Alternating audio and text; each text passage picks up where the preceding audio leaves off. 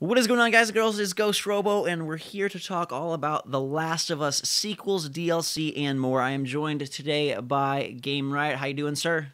Not bad, not bad.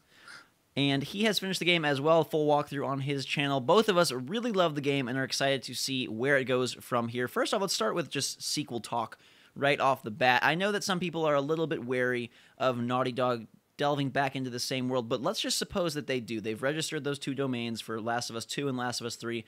Where do you think they should take this series should they choose to continue it? I think they have to continue the two characters, don't they? I mean, we're so attached to Ellie and Joel as a character. I think they have to continue that story in some form, whether it's like the Fireflies going after them or something, or just it's got to extend that storyline for me. I don't think bringing in two new characters is going to be a challenge to like really get that attached to them again. I'm so attached to those characters now. I want to see what happens really. I think that's a really good point, and I was trying to think of games that maintain the same world and sort of the same lore, but then switch out the main characters, and I couldn't really come up with any very successful examples. If you think to Uncharted, basically Drake was the face of that game, and the reason people were really into the stories for the most part was his adventures. And I think you're very right that it has to be at least one of them. And I assume that if they're gonna dump one of the characters, they dump Joel and keep Ellie, just because she's younger and has that big connection. I mean, say we go to the future and we're Ellie now. That's going to be worryingly going to go towards Tomb Raider, though, isn't it? Do you think it's going to be like, I don't know, typical like girl Ellie, character like game? Yeah, I guess it depends what they do, because right now she's at a very young point, so there's none of that whatever you have going on in Tomb Raider or stuff like that. But if they do advance her and say, oh, now she's 25, and are they going to run into a trap of like over sexualizing her and making it just this typical female adventure? I don't think they would, just because it's Naughty Dog. They've never done a female lead, though, as far as I'm aware.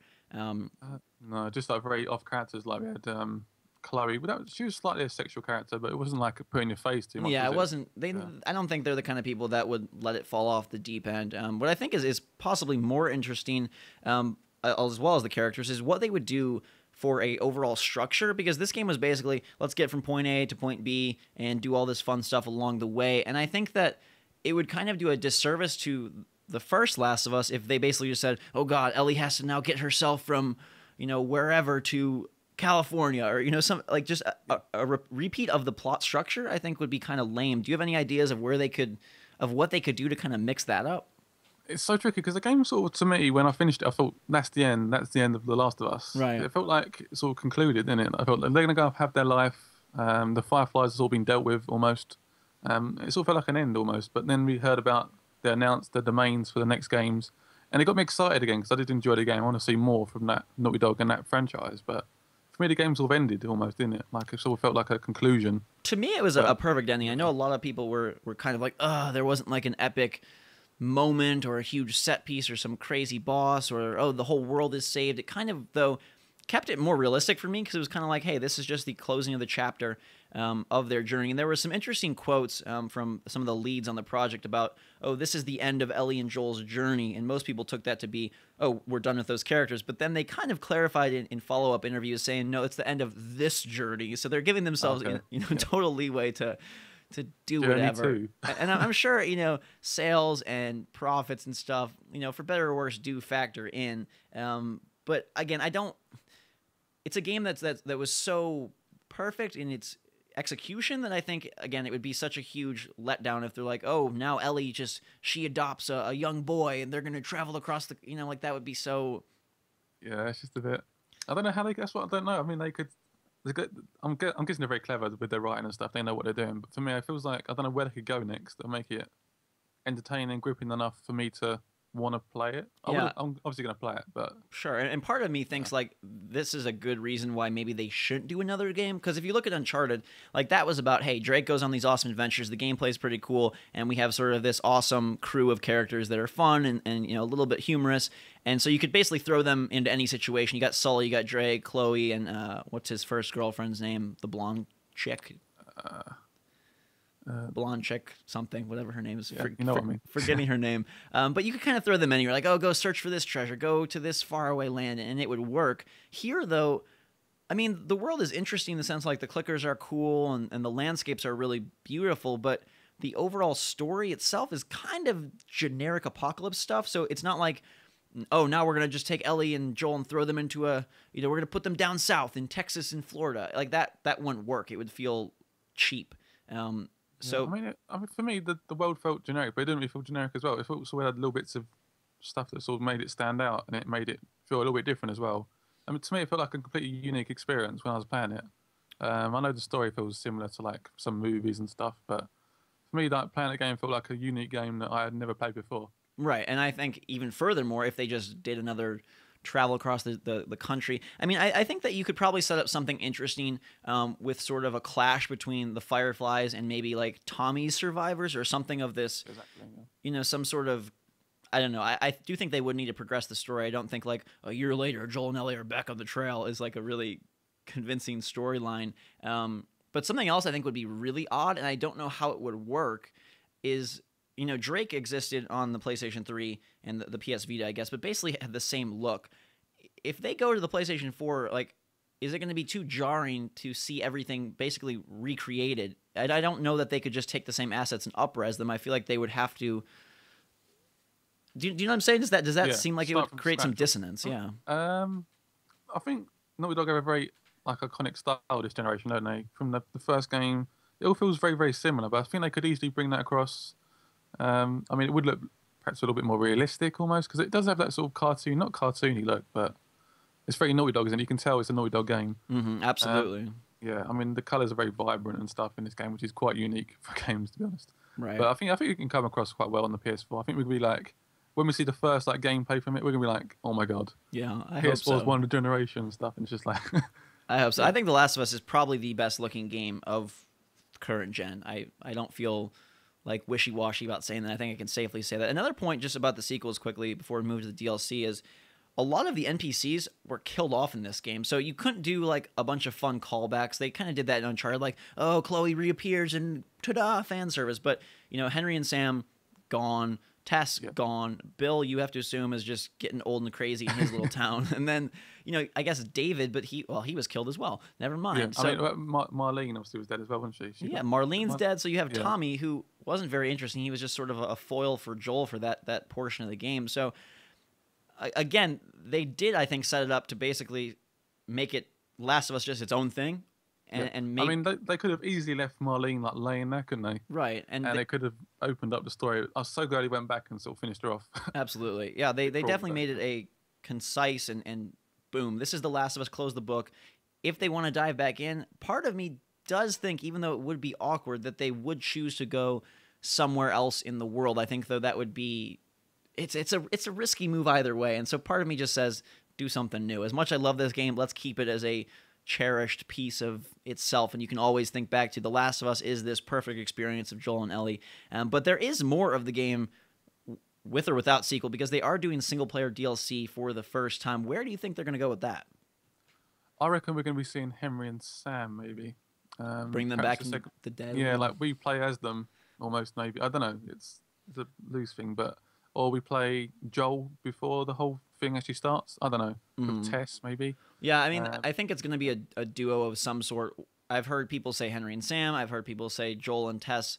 I've heard people say Ellie and Marlene. I've heard people say Tommy and his wife. The interesting one to me, though, just story-wise, was Tommy and Joel in between Sarah's death and the start of the game. I thought that could be kind of a... Yeah, that would be good. Because we know that Joel continues on, and so we have invested interest in him. We know Tommy continues on. If we're playing Henry and Sam, it's like, okay, we're just going to play these guys for 4 hours, and then they're going to blow their own heads off. So, like, what's the emotional investment there? There really isn't any. So, I mean, they could potentially extend a story on. I mean, I'm not sure that will happen. I mean, I wouldn't mind seeing that. Just like extends it off after the end. That's an interesting idea, and it's a really dangerous one too, because like they could really flub it up horribly, or it could be really cool because they're basically back in quote safety. So you could do any number of, oh, they have to go get something for a little bit, or they have to defend the village, and that could be, interesting, couldn't it? Yeah, I don't know. It could make it a lot more towards a sequel. I mean, they could add it on. They could be overrun with fireflies or clickers or something. They have to like escape the country or something, and we're like... They could do a little bit of like what Mass Effect 2 did between 2 and 3, where they kind of bridge the gap and create this epilogue and be like, oh, it's been 4 years of them living peacefully, and then some craziness comes up and strikes them down. It'll be interesting. Go ahead. I think it's going to be almost like a bridge, so it's going to just cross the games over, almost like a 400 Days for Walking Dead, and just makes us really want a sequel again, like almost like a tease. Yeah, it'll be cool because there's a lot of these. There's, like you mentioned, The Walking Dead 400 Days that ties season 1 and 2 together. There's the Bioshock Infinite single player DLC that's being built from the ground up, and then now there's this Last of Us DLC that's being built on top of the game. And I really do appreciate that it's not cut missions. I think we went through a really bad period probably a year or two ago with like Assassin's Creed and games like that where it was just random cut little missions, and that felt so dull. This, on the other hand, should be pretty exciting. I mean, yeah, we had like they did say they cut out quite a bit of the game. Like this is like they cut out portions of the whole game and they literally restructured it.